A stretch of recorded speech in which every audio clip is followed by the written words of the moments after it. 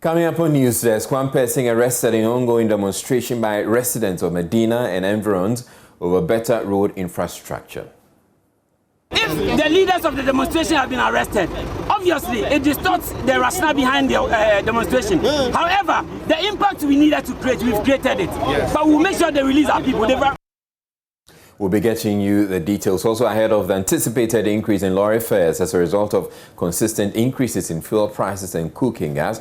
We'll tell you some personal stories of how the prices of some goods and services have already gone up, especially in rural communities and other parts of the country away from Greater Accra, and how it is impacting livelihoods. Meanwhile, the Ghana Private Road Transport Union says it is meeting transport operators on the way forward should government reject their proposal for the removal of some taxes on fuel. And President Akufo-Addo to launch National Alternative Employment and Livelihood Program to cater for persons affected by Operation Halt. That's the clampdown on activities of small-scale and illegal mining. We'll take you live to Takwa, where the ceremony will be held. My name is Israel. Great to have you here. Do stay with us for the details.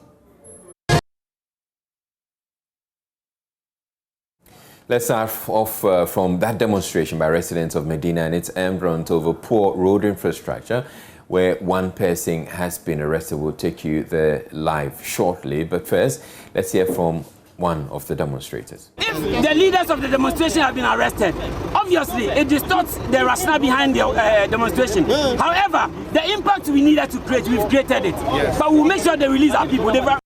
So we'll be going over live to the grounds where Manuel Kuranting is following that demonstration for us. He is on the ground, and we'll get to know exactly what the situation is. But we're learning that one person has been arrested in connection with that demonstration. We know that the people have gathered, and we will be speaking with Manuel for the very latest on that demonstration. You're still here on News Desk. Let's go and hear from the demonstrators once again. Of the town. Yeah. For what? He's been arrested for no reason. He's talking. You say you don't know where the MP has been whisked away to. Yes, we don't know. So we have to follow up from here, and then we know how it ends. What is happening to the demonstration now?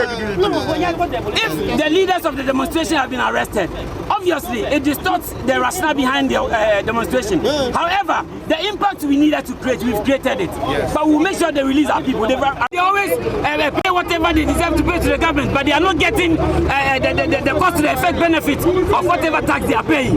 So out of anger, it wasn't sanctioned by the MP. It happens everywhere when demonstrations are ongoing. People burn ties, and this is not the first time. So you can't arrest the MP for ordinary people burning ties. If you want to invite the MP, invite him to the speaker. Where's the MP now? He's been whisked away. By who? We don't know. Whether because they've been whisked. Before you realize someone is being picked there, another is being picked there. And finally, they picked a chief of the town who has been fighting for roads to be fixed. What time is it? Yes. I see.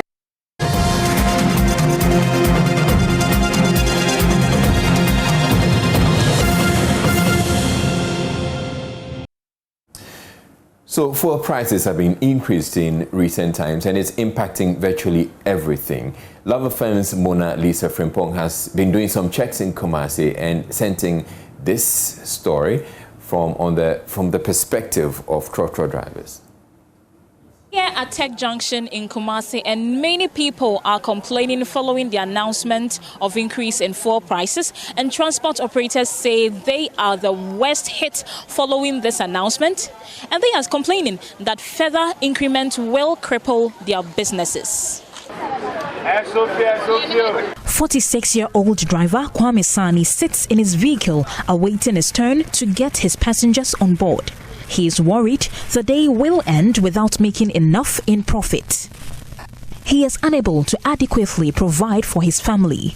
Kwame attributes this to the persisting increase in prices of fuel. The price hikes have adversely affected his daily income.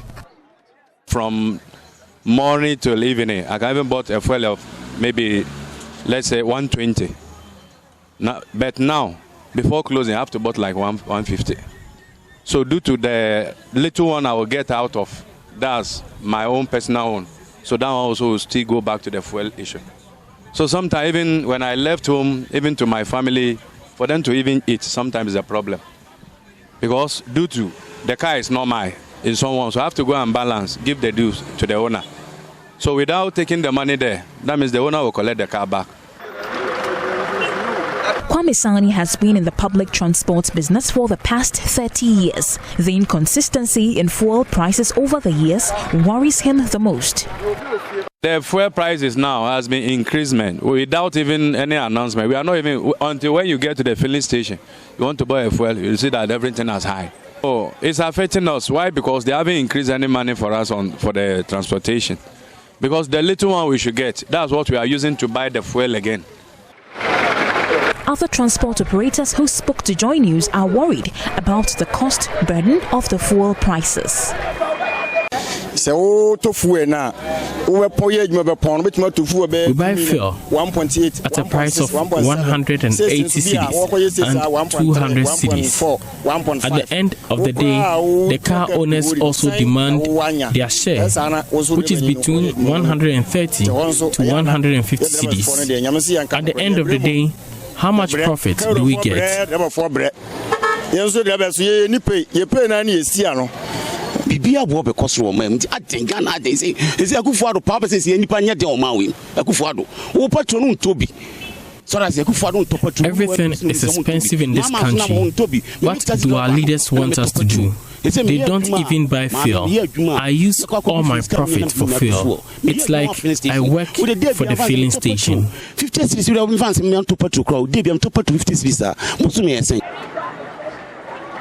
Like other commercial drivers, Kwame feels they are the most unfairly treated workers.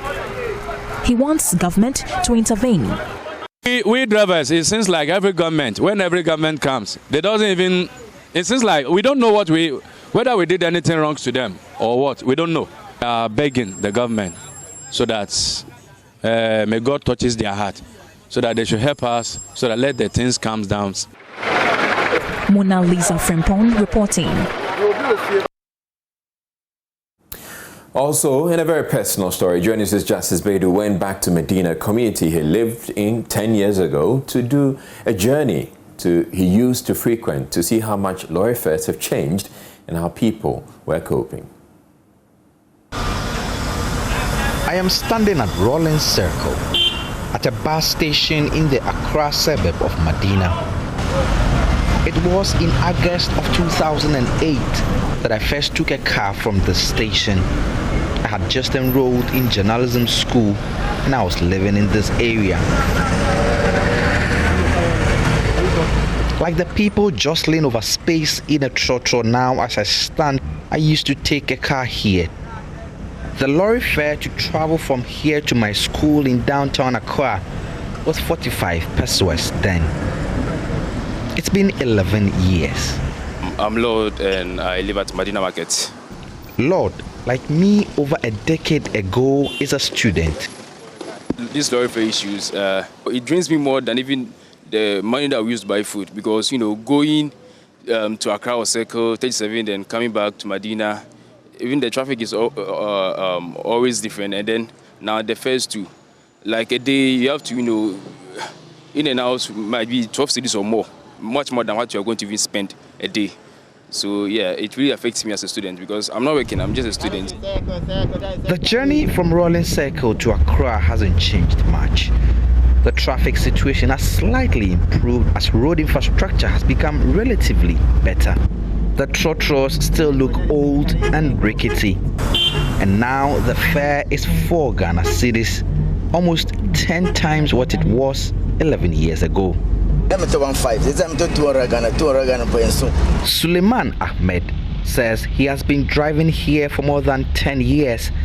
According to him, the cost of fuel is draining. I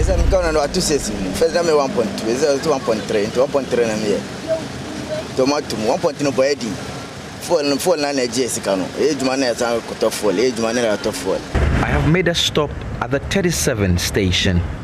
At the total filling station here, I watch as drivers pull up, showing faces of frustration, waking up to the latest fuel price hike, at least the 8th increment this year alone. First, I used to buy 40 cedis and I work till evening, till closing. For now, if I'm to buy till closing, it will be 60 cedis or 70 cedis. I have to do sales. Every week is 200 Ghana cedis. First, if it's 30 cedis, by 30 cedis, I mean 30 cedis and 70 cedis, there is difference. So before you get the 200 Ghana cedis a week, the increasing of the fuel makes it difficult for us to pay. Most of us are leaving this work because of those things. Back in Suleimana's Trotro, there is gnashing of teeth as passengers now have to tighten their belts to swallow new fares.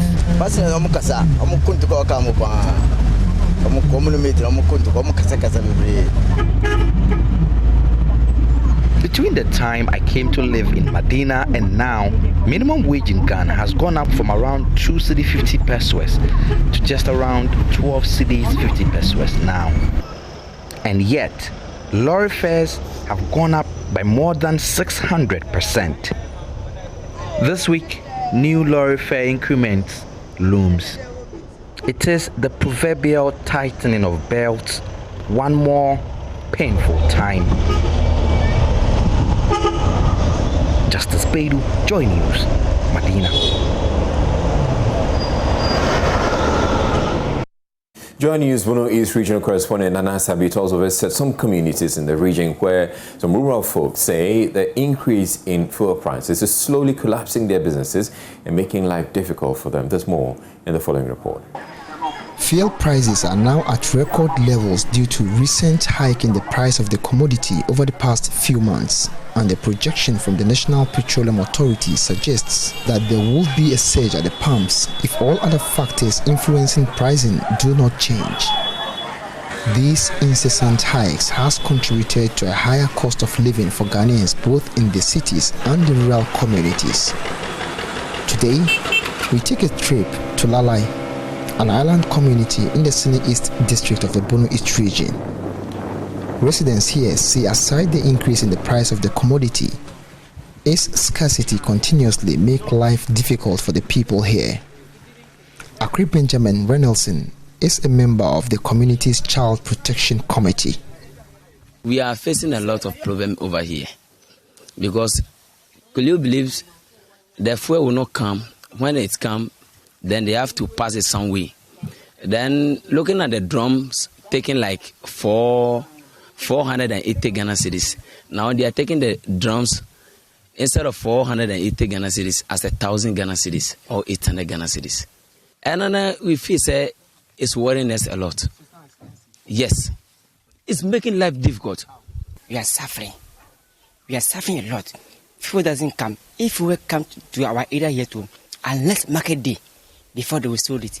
Meanwhile, if somebody needs for some issue, emergency, we will not get. If the government will kindly provide fuel for our district, so that you can sell it every business day, or if anytime at all you need fuel, you can get it. That could be happy. The only means of transportation for the people here is through the use of boat, which uses fuel. Benjamin says pregnant women sometimes lose their lives due to the high cost of the commodity. I quite remember some last year. The open for me by instead of the cross because of the expenditure, we are not able to get a fuel. So everything have turned around. The time we need to get to Kitekrachi, we didn't get there around 7. It was later around dawn, 3 a.m. Because the person don't have money to buy around 1.7, 1.5 instead of 60 Ghana. The people here wonder why the price of the commodity keeps increasing, though Ghana is an oil-producing country. Say Ruben Dakwe is a boat driver. First na 2 petrol Ghana no. Na musu 2 petrol amano no. Ye Ghana for kra ye ho atoye. Yes. Say ye 2 petrol Ghana. Ye 2 ye no ye hunu be bia petrol na fa. Enti sesi ano ye ho no ye edini. Ti kan ye Etian land. Ya nya petrol na say ba yale a. Na say si enfa ka hospital kesia. Bibia da ni nsuo to atwa. Wan twa nsuo a. Wontimi fa ba hospital. Enti sesi ano petrol na mutu Ghana ye hunu ne e sisi. For the women living in this community, their major concern has to do with the amount they spend at the corn mill each time there is increase in prices of diesel. Due to the increase in diesel prices, we are now paying more at the corn mills, and this is affecting life here. From Lalai, we made a trip to Wuraso, a farming community in the Tema municipality. Kwame Charles is the only corn mill operator here. He's been into this trade for the past 10 years.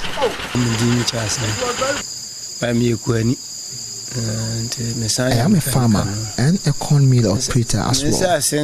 When I started, business was booming, but now life is getting worse due to the hike in fuel prices.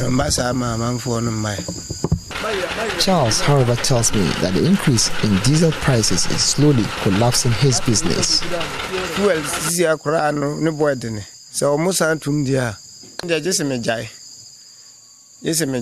Fuel is already expensive, and should the price go high again, then I'll have to stop this, because if the work I do is not able to pay for the cost of fuel, then it's better I stop this. Charles, like many others living in such communities, are appealing to authorities to help in the reduction of the commodity to ease the hardships of the masses. Reporting for Joy News, Anas Sabit. Meanwhile, the GPRTU says it will be meeting its members tomorrow to decide the way forward should government fail to heed their call for the scrapping of some taxes on petroleum. He's also complaining about the fuel price increases. Yeah, that one is generally a problem facing all transport operators. But those who are involved in this meeting may not include the STC. All right. We are just we the private sector in unison are holding this meeting. All right. So what's in this letter that you sent to government? Come again? What is in this letter that you sent to government? We said that we just want to make an appeal, and then this time around, not to request for the fair increment to meet the fuel prices, but that government should look at it in a different angle, and then see whether they can remove some of the taxes we have shortlisted on that letter, saying that some of them need to be reviewed or to be scrapped off. All right, government has already indicated that there's one tax that is looking at zeroing it for the next 2 months. Which other taxes are you looking at? Oh, on that letter, we had mentioned this energy sector recovery levy. All right. We had mentioned the MPPF levy, post levy, and then this toll recovery levy. We have about 6 of them we have shortlisted. About 6 of them. We thought the government should look at it and then see. So even if at all some of them cannot be scrapped completely, but their margin should be reduced by the persons that they are charging, should be reduced. So that letter is yet waiting for the response for us to know when we have to do. All right. But you also appreciate that government finds itself in a difficult situation, that if it scraps the taxes, then there's less money available to government for development projects and infrastructure and improving the road sector. Yes, government said so. And then realistically, we know that when government removes all of them, it will also have an effect. But we, like we had me say from the beginning, we just don't want to just have that old conventional way that when the moment fuel price goes up, then we increase our fares. And one thing is that the moment fuel price goes up and then fares are increased, it affects almost everything in Ghana. Even a food seller by the roadside will increase. So that's why, looking at the current situation in Ghana, we just don't want to rush to increase the fares, but rather to see whether we can take this approach and then to extend our period of negotiation to see whether at the peak point the government will listen to us. Yes, they have made that submission, and we heard that they're saying that it will not be easy for government to agree to remove them. But let's see what happens after our tomorrow's meeting and then do our follow-ups.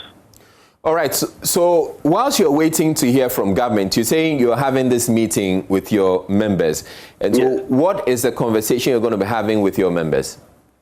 Yes, we are going to discuss basically, in case government doesn't respond to the letter, what happens? All right. And then if we're going to increase fare, by what margin?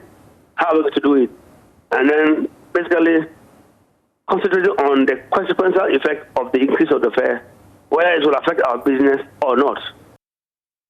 You're watching News Desk. We're taking a break, but still ahead, more from that demonstration by residents of Medina and its environs on the poor state of their roads.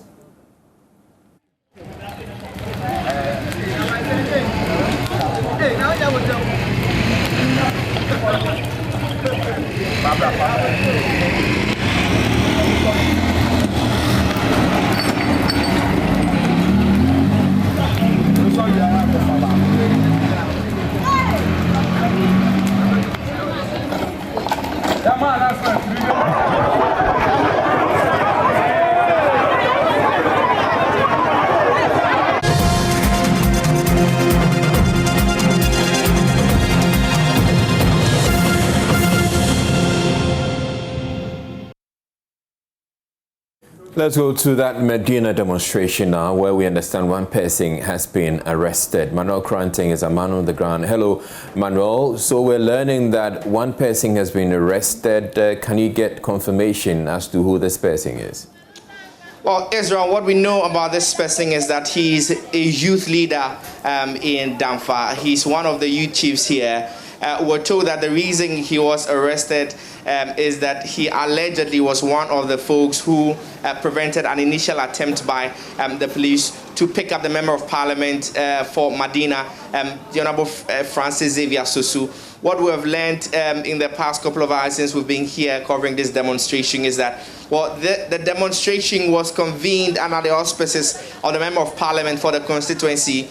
Well, he led the demonstration, he addressed the people, but while he was addressing the people, he said that he had received a notice from the police that he should report himself to assist in some investigations. But he outrightly said that he was not going to go. And so while the address was ongoing, there was increased security present, and an attempt was made to actually whisk him away by the police. Well, his point was that he had parliamentary immunity, and so could not have been whisked away in that manner unless clearance was sought from the office of the Speaker of Parliament. And so some of the youth, as it were, formed a human cage around him and then helped him enter a vehicle and moved away. These are the facts that we know as at this point. However, right after that, one of the youth leaders who is alleged to have been involved in helping the Member of Parliament to escape, for want of better expressions, was picked up by the police. We know that he was picked up by the Imensa Divisional Police Command. But generally, beyond that arrest, and of course the altercation that happened, what we know is that the entire demonstration covered several communities within the constituencies, from Damfa to Imensa to Tema to Kuiman to Otinibi and its environs. Now, all the people who participated in this morning's protest were calling for immediate government attention in fixing the roads. And as you can see on this particular placard, use our money to fix the road. Stop bathing in the sky. Bad roads are killing us daily. Is it a crime to ask for a good road? My boss, why are you holding this placard? Yeah, it's because our roads are bad. And we've complained this, not now, for so many years ago. We keep complaining about our roads. When the MPs come, we don't see any improvements. So it's about time for us to rise as a youth so that we tell the government to fix our road for us. And so why did you bend ties? Because we've seen remnants of car ties, on the road. Why did you have to bend ties if you were demonstrating and asking government to fix the road? You're bending the ties on the same road? Initially, it was our intention to bend ties, but as a human nature, we are at the top at Imensa. So before we realized, some of the youths the cars were not allowed to go. So some were using force to go, so the youth have to burn tires. So that was unfortunate that it came across, but that wasn't the initial plan. Yes. Let me get a bit closer to this end because I see quite a number of them gathered here.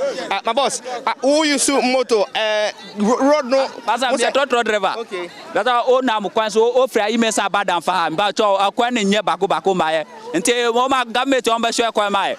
Ode pay for take come kra masa anya easy o ba na pay for obi okra last be kra me fa be kra kon o so ka masa me sa uniform want to me fa nko anti akwa na nya mo be sure kwa no maye ye bre o akwa na nya bako kra. He makes the point that the roads are so bad that if there's an emergency, a medical emergency, and attempting to drive whoever is involved into to the hospital, it's almost impossible. He makes reference to a pregnant lady who he had to drop off his vehicle because she was terribly crying. This old lady, I've seen her, speaking quite passionately about the roads. Madam, Makwa Baba Joy News. Now, Oton Adewa Hana. Mpacho meti ha eko aya court.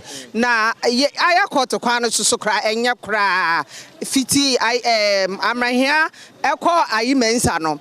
Enya kra drivers no omo yade omo boa papa ye do omo ase because the drivers see ekwane nye da omo ko workshop da omo ko ayi friends da fitemu enso no omo boa ye intine ekwane nya ye stress omo ya ekwane mfama ye drivers passengers no kra no ye timu kra ne ekompo a enya kra inti ye stress omo ya ekwane ma ye.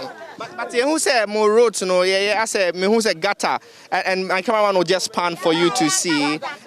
There's a gutter, a drain that is being constructed there. Tema gives an indication. My boss, yes, there's a gutter that's being constructed there. Yes, it's true that they started constructing this gutter, but looking at this gutter, it's not big enough for this rain. Here, if you looking at the hill from a buri, if you yourself you can see, if you take your camera there, the hill is high. We are down here, but this very gutter is very small, and this road is very dirty. The road is not good. But let me tell you, our drivers are trying. They managed to carry us from here to Amahia, from here to that Ayimensa. The road is not good. From here to where? Ayakot. Even I lost my voice as I'm talking to you. So please, as a cameraman, as a Joy News, let me tell you, I am not here to talk about Akufo-Addo. I'm not here to talk about the Mahama. But our roads are not good. They should try enough. They should try enough. They are not trying. So they should be very careful. We are not dealing with politics. We are not. You want them to fix the road? They should fix the road. We are not okay here. Our life is in danger. It's not about Akufo-Addo. It's not about. They just fix the road. Your health is our concern. Please. You say what? Yes, your health is our concern. So simple thing said, they should come and do the road. That's what we want. So we need the road. That's what we want. Anytime after we especially me, I'm a mate. At times when you close from work, the following day we need to go to shop. What is the money? Every day, how do you call it? The money for sales. Where are we going to get that money from? But meanwhile, the road is not good. Always the person complain, therefore, who costs me too much? Always insulting us. Always insulting us. We are tired of that. Okay. We are tired of that. We're now going to attempt to speak to a few of the drivers who are on the road and now get you, live reactions really from some of the drivers who are on the road. Papa driver, Michao. Ibiaboko. Road no na ma ene grafo ati road mo almost say e fix road no ma. Our driving road no so na tell saying. Oh, but that no be so nya no body nya ya wo ya. Enti ye bre. Enti ye start man say omo boy na mu kai da. Omo kai wa so say ye to just ye to abani bi. No mu ye kwan ma ye sro mu. So, Israel, that's what you're hearing. These are live reactions, sights and sounds that we're bringing to you from Otinebi here in the Medina constituency. And you're seeing the people really, gathering around me, even as we're in the middle of the road. There's really no care for, oncoming vehicles, because for them, what is the use of having a vehicle pass on the road that really is unmotorable? And so they are calling for immediate government action on their roads, and we've seen them block the roads earlier until there was a police intervention which has now cleared the tires that they were burning on the road. So Israel, generally this is a picture that we have from here at Otinibi in the Medina constituency. All right, so Manuel, I want to understand something. Is it the case that the roads have not been constructed at all, or the roads have been constructed and they're deteriorated, so they need to be looked at again? Well, Israel, what we know is that there are signs of earlier construction of the road. But and as this Toyota Prado moves away, you could see something in a semblance of asphalt on this particular extension. Well, it gives indication that there's been a construction of the road. And on both sides of the road also, I see drains. But as it is now, the road is deteriorated beyond points where you could say it's even motorable. And so at this a distance of some 5 minutes could take you up to 30, if not more minutes. And so that's what we have. And in the address of the Member of Parliament, lawyer Francis Xavier Sosu, he made a point that his checks at the level of the Assembly reveals that almost all the roads here have been awarded on contract, except the contractors are not on site and there's no progress of work, even on the roads that have been awarded to them. And so in some portions, there's been absolutely no construction. In some other portions also, there have been previous constructions which are now deteriorated, Israel. All right, thank you very much, Manuel Kranting, for that update. And we're still going to follow that Medina demonstration to get to understand the situation of the MP for the area, who we're learning was taken away. We have been trying to reach him. We can't reach him on phone as of now, but when we get him, would bring you up to date and get you to appreciate whatever is happening with him, as far as including or as well as the other gentleman who we're learning has been arrested. Moving on, the Ghana Chamber of Bulk Oil Distributors (CBOD) has called on government to fix the road network in and around the Petroleum Storage Management Industrial Area in Tema. The 7.2-kilometer single carriageway, which is meant to facilitate service delivery by industry giants like the Tema Oil Refinery, West Africa Gas Pipeline and Quantum Terminals, is in a bad shape. Chairman of the Depot Committee at CBOD, Mr. Alex Amwako, is warning that the deplorable nature of the road could one day affect petroleum supply and distribution around the country if not fixed soon. Basically, this is a Tema industrial area, and over here we have a lot of industrial setups, but I'll just limit myself to my sector, which is the petroleum industry. We have at present within this enclave close to 10 depots. That's, we are talking about storage, petroleum storage fuels. Then we also have LPG depots, close to 5 number. If I decide to go a bit out, we have also power plants, about 3. So you notice that significant quantity of the fuel that we use in this country is basically coming from around this enclave. If you start from the end there, we have Toll, we have Tema Fuel Company, we have Woodfields, we have Quantum, we have Vanna. So almost all the petroleum products that are used across the country is coming from within this enclave.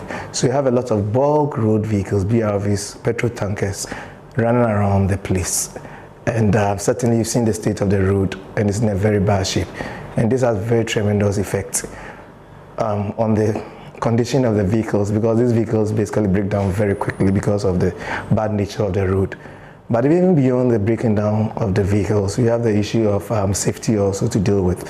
These are highly flammable products. We're talking about LPG, you're talking about petrol, and you're talking about diesel. If an LPG truck, for any reason, breaks down, it's abandoned because it was a bit in the evening, they had to kind of flame the, somebody comes to run into it, anything can happen.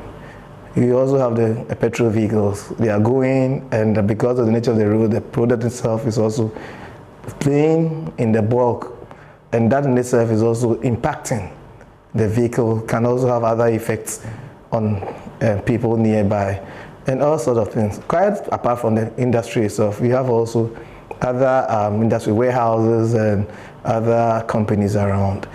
You always find these trucks which are moving sugar, rice from the harbor, breaking down on the road, the bags of sugar tipping off, falling on the ground, distracting, disturbing everybody on the road, delaying everybody. Of course, the small vehicles, if we look at the vehicles that apply there and that take human beings, the taxis, the trotros, they are in a very terrible state because, I mean, nobody will put in a very good vehicle to apply this route, given the nature of the road. And that in itself also has effect on the personnel or the people who apply these routes. Now, malnutrition and undernutrition are prevalent in many parts of Ghana. In the northern part of the country, it is even more precarious because of the high rate of poverty. Research by the UN Food and Agriculture Organization, FAO, has shown that undernutrition and food insecurity persist due to instability in food production, insufficient purchasing power, and problems of physical access. A lecturer at the University of Development Studies, Dr. Clement Kubuga, has been testing this research in some communities in the Kasena-Nankana West District of the Upper East Region. Correspondent Albert Sore has more.